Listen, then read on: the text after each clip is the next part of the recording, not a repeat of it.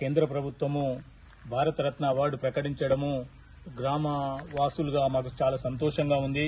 ఇదే గ్రామము, ఇదే వంగర గ్రామంలో పుట్టి పెరిగినందుకు, ఆయన జన్మస్థలంలో మేము పెరిగినందుకు చాలా గర్వంగా ఫీల్ అవుతున్నాము. మేమే కాదు, తెలంగాణ రాష్ట్ర ప్రజలు మొత్తము గర్వంగా ఈరోజు సంబరాలు జరుపుకుంటున్నారు. భారత మాజీ ప్రధానికి భారతరత్న అవార్డు రావడము, ఎప్పుడో రావాల్సిన అవార్డును సరే లేట్ అయినప్పటికీ ఇప్పుడు వచ్చినందుకు ప్రతి ఒక్కరూ మేము సంతోషంగా ఈరోజు సంబరాలు జరుపుకుంటున్నాము.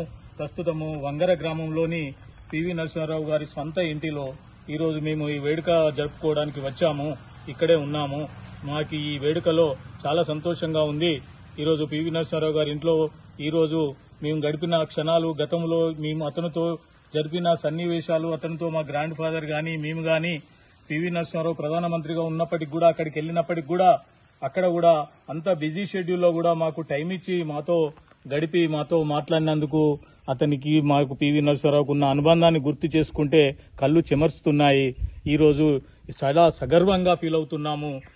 మాకు భారత మాజీ ప్రధాని ఆ రోజుల్లో మేము ఢిల్లీకి వెళ్తే మాకు టైం ఇచ్చి మాతో మాట్లాడి మా మంచి విశేషాలు, మా యోగక్షేమాలు అడిగి తెలుసుకొని మాతో మాట్లాడినందుకు చాలా సంతోషంగా ఉంది.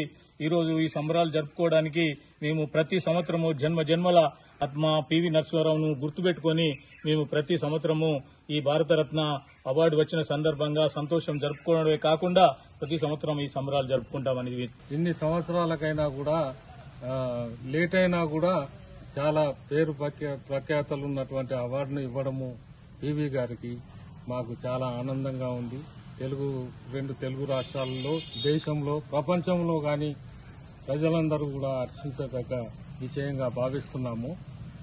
ప్రతి మంత్రి మండలిలో ఉన్నా కూడా, ఏ మంత్రి మండలిలో ఉన్నా కూడా సంస్కరణలు తీసుకొస్తూ దేవాదాయ శాఖలో ఉన్నప్పుడు దేవాదాయ చట్టాన్ని గాని, మిగతా విద్యాశాఖలో ఉన్నప్పుడు నవోదయ గురుకులాలు గాని ఇవన్నిటిని కూడా ప్రవేశపెట్టి, తర్వాత ముఖ్యమంత్రిగా ఉన్నప్పుడు భూ సంస్కరణలు, తర్వాత ప్రధానమంత్రిగా ఉన్నప్పుడు ఆర్థిక సంస్కరణలు తీసుకొచ్చి దేశానికి, ప్రజలకు ఎంతో ముందు భవిష్యత్తుకు ఉపయోగపడేటివన్నీ చేసుకుంటూ వచ్చారు.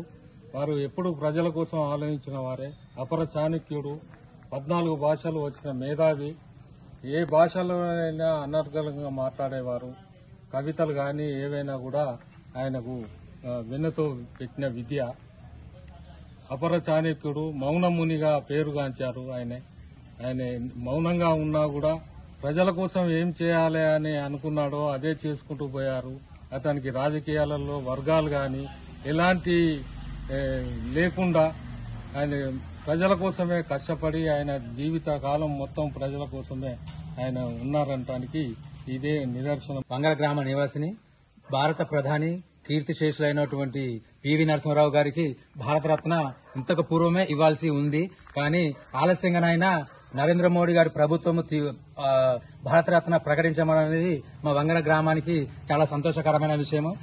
భారత ప్రధానిగా మన భారతదేశానికి ఎన్నో సేవలు అందించినటువంటి వ్యక్తి. భారత ప్రధానిగా ఉన్నప్పుడు నూతన ఆర్థిక సంస్కరణలు తీసుకొచ్చి భారతదేశానికి ఎన్నో దిశలు నిర్దేశించినటువంటి ఘనత భారత ప్రధాని, మాజీ ప్రధాని పివి నరసింహారావు గారు. వీరు కీర్తిశేషులు అయినా కూడా వీరు దిశానిర్దేశం చేసినటువంటి సందర్భాలలో ఇప్పటికీ ఇదే దిశానిర్దేశాన్ని కొనసాగిస్తున్నటువంటి భారత ప్రభుత్వము విదేశాలలో కూడా కొనసాగుతుంది. అంతేకాకుండా విదేశాలు అనుసరిస్తున్నటువంటి ఒక్క రంగంలో భారతదేశం కూడా ఒక దేశము. దీన్ని అనుసరిస్తున్నటువంటి సందర్భాన్ని మనం గౌరవంగా చెప్పుకోవాల్సినటువంటి సందర్భం. మన పివి గారికి భారత ప్రభుత్వం భారతరత్న ఇవ్వడం వల్ల మా గ్రామానికి, వంగర గ్రామానికి చాలా హర్షాతిధ్వానాలు వ్యక్తం చేస్తున్నాము. ఇంతేకాకుండా భారత ప్రధాని పివి నరసింహారావు 1971 నుంచి 73లో ఇది ముల్కీ నిబంధనలు ప్రవేశపెట్టడం వల్ల మనకు ఉమ్మడి ఆంధ్రప్రదేశ్ గా ఉన్నప్పుడు వీరు అంటే ఆనాటి ప్రభుత్వము వీరిని గద్దెదించి తర్వాత జలగం వెంగళరావుని ముఖ్యమంత్రిగా చేయడం జరిగింది. అప్పుడు ముల్కీ నిబంధనలకు వ్యతిరేకంగా ఆంధ్రప్రదేశ్ ప్రభుత్వం వీరిని దించి చేయడం వల్ల సుప్రీంకోర్టుకు వెళ్లినటువంటి ఘనత పివి నరసింహారావు గారిదే. సుప్రీంకోర్టు వీరి ఇచ్చినటువంటి సలహాను తీసుకుని ముల్కీ నిబంధనలు సరైనవే అని చెప్పి తీర్పు ఇచ్చినటువంటి సందర్భము. మరి వీరు కొన్ని సందర్భాల్లో భూ సంస్కరణలు అమలు చేయడం వల్ల వీరు అమలు చేయడం ఓన్లీ పేపర్ మీదనే కాకుండా వీరు సొంతంగా వీరి భూమిని ప్రజలకు దానం చేస్తూ భూ సంస్కరణలో భాగంగా వీరు ఎంతో సేవ చేసినటువంటి ఘనత పివి నరసింహారావు గారిదే చెప్పుకుంటున్నాము. అంతేకాకుండా ప్రధాని పివి నరసింహారావు గారు ఆనాడు వీరి ప్రభుత్వం మైనార్టీలో ఉండంగా ఏకధాటిగా ఆ ప్రభుత్వాన్ని నడిపి భారతదేశాన్ని ఏకధాటిగా నడిపించినటువంటి వ్యక్తి పివి నరసింహారావు గారే చెప్పుకోవచ్చు. వీరి ప్రభుత్వము అంటే పదవి కాలం పూర్తి అయిన తర్వాత కూడా వారి ఇంట్లో భారతదేశానికి కావాల్సినటువంటి నిర్దేశాలను సూచిస్తూ వారి కుటుంబ సభ్యులతో సంగీతాన్ని నేర్చుకుంటూ వారి మనవరాళ్లకు గాని వాళ్ళ కొడుకులతోనే హ్యాపీగా జరిపినటువంటి సందర్భంలో చాలా సంతోషంగా ఉంది. మరి పివి గారు మాకు లేనటువంటి లోటును వారి మరణానంతరం భారతరత్న ప్రకటించడం మాకు